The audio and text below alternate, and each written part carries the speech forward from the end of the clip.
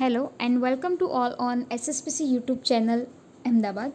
Myself Dr. Disha Dalal Parikh. I'm a neurophysiotherapist and lecturer at Sri Swaminarayan Physiotherapy College. So today we are going to learn about roots approach. What is roots approach? What is the mechanism behind it? But before that, I would like to request all the viewers, please do subscribe our YouTube channel. Moving ahead, so today we will be discussing about roots approach. So Roots approach was designed by Margaret Roots, right? Margaret Roots initially designed this therapeutic approach to treat only CP patients, only cerebral palsy child. But today the treatment concept can be used to treat a variety of neurological disorders. So what is the main aim of Roots therapy?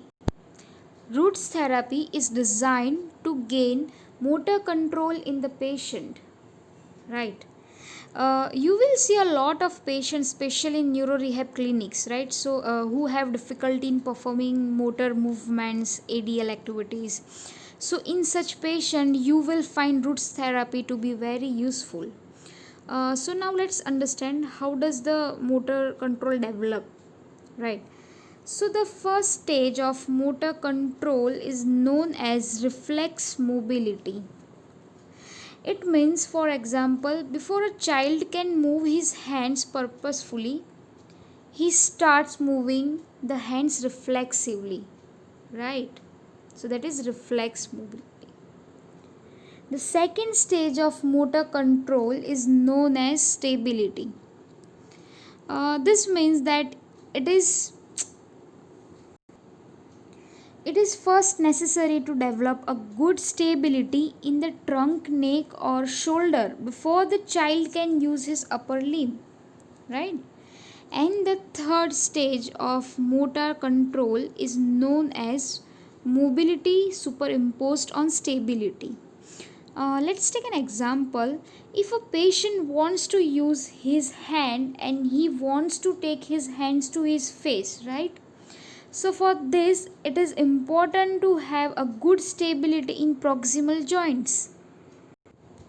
And the last stage of motor control, that is known as skill. So why do a therapist put lot of time and energy into the therapy, right? So that that patient can become functionally independent and can perform ADL independently. Right. So, Roots stated that if we stimulate any dermatomes, then we can expect to get a response from the related myotomes. I repeat, Roots stated that if we stimulate any dermatome, then we can expect to get a response from the related myotome.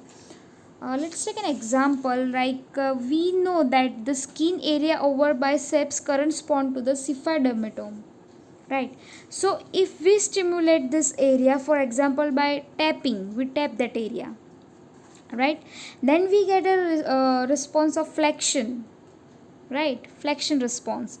So this concept is used by Roots, that if we stimulate any dermatome, then we can expect to get a response from the related myotome, right?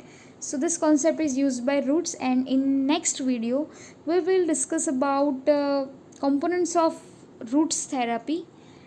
Till then, if you have any doubt, you can mail it to me. And thank you for listening.